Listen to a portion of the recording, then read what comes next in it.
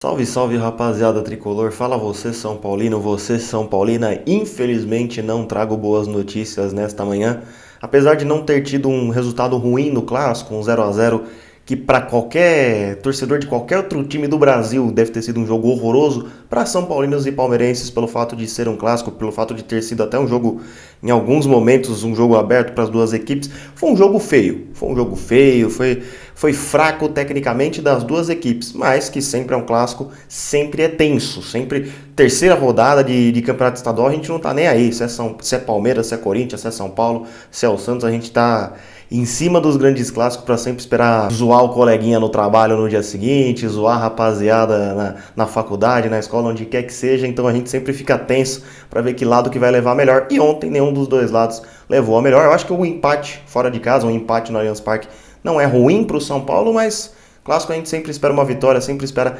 surpreender o adversário fora de casa. Antes também, não esquece de deixar o seu like, não esquece de se inscrever no canal, sempre aqui para dar uma moral, para dar uma força. Se é a sua primeira vez, se inscreve aí. Se você está todo dia aqui comigo, não esquece de deixar o seu like, deixar o seu gostei. Fechou? Deixou o like? Tá seguindo aí em todas as paradinhas, ativou o sininho, ativou tudo, excelente. E infelizmente no jogo de ontem aconteceu uma coisa que pra mim dá um banho de água fria na nossa temporada. Pra quem assistiu a nossa live pós-jogo ao vivo ontem, eu fiz muitos elogios ao zagueiro Nahuel Ferrarese, que inclusive saiu machucado pra entrada do jovem zagueiro Beraldo. O Ferrarese foi detectado aí na noite ainda do domingo. Foi constatado uma ruptura no ligamento do joelho direito dele. Traduzindo aqui pra vocês, ele pode levar até 8 meses para voltar a jogar futebol. Ele pode demorar até 8 meses para pisar no campo jogando novamente. E a gente sabe que se é 6 meses, no São Paulo vira 12. Se é 8, pode virar 16. E aonde está o maior problema? Porque o Arboleda, por exemplo, sofreu uma lesão grave também no ano passado, né? O dele foi uma ruptura nos ligamentos do tornozelo. Agora o Ferrarese foi uma ruptura no ligamento do joelho. O problema é que o jogador só tem contrato com o São Paulo até o meio do ano. Até junho, se não me engano, junho ou julho desse ano. Ou seja, ele vai se recuperar no São Paulo e a gente vai ter que já devolver ele para o Grupo City. O próprio Nahuel Ferrarese fez uma publicação aí, eu vou estar deixando fonte de tudo, publicação, tudo mais aí na tela para vocês. E também do post feito pelo Nahuel Ferrarese nas suas redes sociais, falando que, olha, eu não sei se foi meu último jogo com a camisa do São Paulo, mas saiba que vocês ganharam um torcedor para sempre, não sei o quê. E no lance que o Ferrarese lesiona o joelho, no lance que dá todo o problema, ele cai no chão, pede o atendimento, que ele viu que o negócio era grave, e ele ainda desarma o jogador do Palmeiras, né? A bola tá ali na área do São Paulo, na área ofensiva do Palmeiras, ele ainda consegue tirar a bola, tem uma ajuda ali, eu não lembro quem que vem ajudar ele, se é o Rato ou se é o Luciano, não vou lembrar quem que estava ajudando ali o Ferrarese, mas ele ainda colocou, o pé que estava bom, ele ainda colocou na dividida. E eu falei na nossa live pós-jogo de ontem que o Arboleda e o Ferrarese juntos iriam formar a melhor dupla de zaga do Campeonato Brasileiro. Que o Arboleda e o Ferrarese juntos seriam a defesa, né, e todo o sistema defensivo do São Paulo, com o Jackson Mendes, ou com o Luan, ou com o Gabriel Neves, ou, né, com todos os caras à disposição do Rogério Ceni, também com o goleiro Rafael, nós seríamos a melhor defesa do Campeonato Brasileiro de 2023. Agora eu já não tenho essa certeza. Eu vi pouco ainda do Alan Franco, eu não posso confirmar que o Ferrarese e o Alan Franco vão ter um enorme entrosamento. E essas 3 primeiras partidas de Campeonato Paulista, a gente tinha se animado muito com Arboleda e Ferrarese. Muito por conta desse jogo contra o Palmeiras também. O Ituano, a gente estava elogiando aqui, mas ponderando, é o Ituano, é uma equipe de Série B, tem que ver como que vai ser essa dupla com um time de Série A. Contra a Ferroviária já foi Ferrarese e Alan Franco. O Ferrarese se destacou mais no jogo e o Alan Franco ainda estava se encaixando ali. E ontem, para mim, Arboleda e Ferrarese fizeram uma partida quase perfeita, beirando a perfeição, Arboleda e Ferrarese. E infelizmente não vamos ter essa dupla. Talvez nosso ano seja totalmente diferente por conta dessa lesão. Eu acho que a galera não está entendendo o quão impactante isso pode ser. Tudo bem que trouxemos o Alan Franco, que iria disputar ali posição justamente com o Arboleda e com o Ferrarese. Eu acho que ele seria a terceira opção para essa zaga. Agora ele passa a ser a segunda. Diminuiu aí uma vaga dos estrangeiros, o próprio Rogério Ceni e a direção tinham falado isso, que lesões iriam acontecer, cartões iriam acontecer, mas teve uma outra lesão que já vai dar a vaga do Ferrarese, muito provavelmente para o Orejuela, porque o Rafinha também se lesionou, não foi uma lesão tão complicada quanto a do Ferrarese. O Rafinha teve apenas um entorse no tornozelo, é uma coisa que ele vai perder alguns jogos, talvez aí 10, 15 dias no máximo. Eu acho que ele volta ainda na fase de grupos do Paulista, não é tão grave o do Rafinha, mas o grave da situação do Rafinha estar machucado, apesar de eu achar ele um semi-aposentado, é que vamos ter que utilizar o Orejuela. Eu prefiro utilizar o Rafinha, né, como reserva do Igor Vinícius. O Igor Vinícius seria meu titular absoluto, mas o reserva seria o Rafinha e a gente não utilizaria o Orejuela. Agora a gente vai ter que utilizar o Orejuela. Vai ser o reserva aí do Igor Vinícius, vai intercalar com o Igor Vinícius.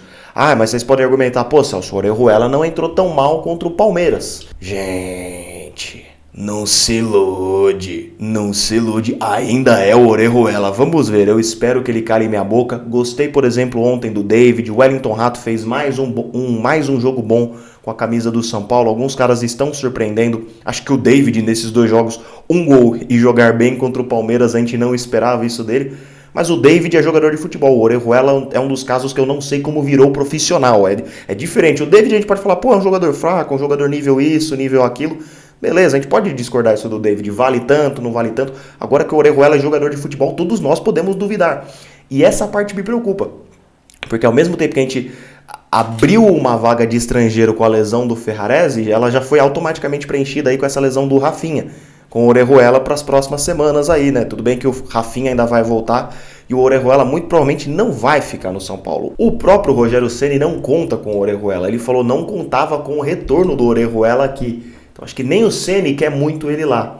Então tivemos essas 2 lesões aí complicadas, a do Rafinha muito menos do que a do Ferrarese, e muito provavelmente ele não joga mais pelo São Paulo, gente. É uma tristeza, eu falo isso com tristeza. Eu achava que o cara ia ser talvez um dos melhores zagueiros do Campeonato Brasileiro. Eu já estava pensando a longo prazo do Ferrarese se ele fosse manter esse padrão dessas 3 primeiras partidas do Campeonato Paulista. Agora, rapidinho, pra gente finalizar esse vídeo dessa nossa segunda-feira, pra dar uma risada aqui.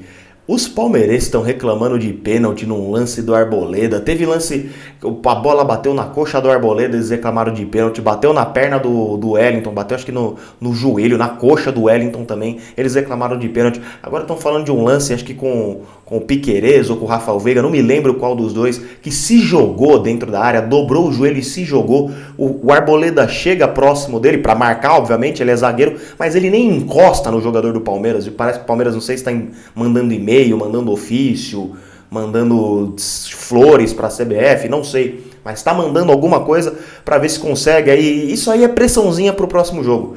Para mim, eu achei que a árbitra, a Edna, picotou demais o jogo, inverteu algumas faltas, mas eu não acredito que ela comprometeu no resultado. A bandeirinha, por exemplo, a assistente, a loirinha, a Neuza, por exemplo, ela conseguiu ver no campo o impedimento do Rony, que estava um pé à frente ali do Arboleda. Um pé à frente está impedido. Ai, mas foi por pouco. Ô, meu querido, se o cara tá uma fimose na frente, ele vai ser impedido. Agora é assim. E nem precisou chamar VAR, o VAR só, não, beleza, tá tudo certo aí no campo, segue o jogo. Parabéns pra bandeirinha que conseguiu enxergar também, nem precisou do auxílio do VAR. E tava impedido, e ponto, acabou. O gol que o Palmeiras fez foi irregular. Não tem o que falar de arbitragem. Se os caras ficar falando e chorando de arbitragem, pô, os caras têm dinheiro, tem isso, tem aquilo, vende joia que não arrumou nada contra nós por 400 milhões e chora porque não consegue ganhar da gente porque a gente é a pedra no sapato deles. É impressionante, cara. É impressionante. Não foi absolutamente nada. O Arboleda nem encosta no jogador do Palmeiras. E os 2 lances que eles reclamaram também, os jogadores do Palmeiras, né, dentro do campo, reclamaram. Não pegou nem, não chegou nem perto do braço, não é que era braço colado ao corpo, não, pegou na perna dos jogadores, os caras gritando pênalti, querendo ganhar o jogo no apito, achando que ia fazer pressão ali, e as árbitras, as mulheres iriam ceder a pressão deles, muito pelo contrário. Como eu falei aqui, a arbitragem foi das melhores, no sentido de deixar o jogo rolar? Não. Comprometeu com o resultado? Também não. Então, chora na cama que é lugar quente, não conseguiram ganhar da gente. Então aí, sapateando em casa, né? 2 empates, 0-0 em casa, o Palmeiras. Parabéns. Acharam que eu ia atropelar e ó... Agora vão chorar pra arbitragem, vão chorar pra Crefisa, vão chorar pra todo mundo. Tamo junto, meus amigos, meus irmãos palmeirenses. Pô, sério, aconteceu o clássico, agora aconteceu o clássico. Não, vamos ver mais pra frente aí se a gente se tromba aí numa semis, numa final também novamente, né? Bom, rapaziada, o vídeo foi esse. Infelizmente um vídeo triste. Fiquei até sem graça de pedir like, pedir as coisas aqui pra vocês, mas tem que trazer a informação. Infelizmente, talvez tenha sido o último jogo do Ferrarese com a camisa do São Paulo. Falo isso com profunda tristeza, porque estava gostando muito do que ele estava apresentando nesses primeiros jogos, diferente de outros jogadores que a gente está cornetando aqui, como o Luciano, por exemplo, que não começa bem a temporada, mas eu acredito que ele ainda pode retomar o seu futebol. O Luciano tem bola para retomar sua boa condição técnica. O Ferrarese, infelizmente, está entrando no departamento médico, deixando uma ótima impressão em campo, que é sempre uma tristeza. Mas lembrando, o Arboleda também teve uma lesão séria no passado. É como se o Arboleda nunca tivesse deixado de jogar bola um dia sequer. Continua o mesmo cara de sempre. Torcer pro Ferrarese voltar bem e tomara que volte pro São Paulo. Tomara que o São Paulo consiga estender mais 1 ou 2 anos de empréstimo para esse cara conseguir se desenvolver aqui. Lembrando que o Ferrarese é bem novo, tem apenas 24 anos, tem todo aí pelo menos uns 10 anos de carreira, se ele se cuidar bem. Tem aí mais 10 anos de carreira pro Ferrarese conseguir jogar bola. Tamo junto, rapaziada. É nóis e como sempre, vamos São Paulo, senhoras e senhores.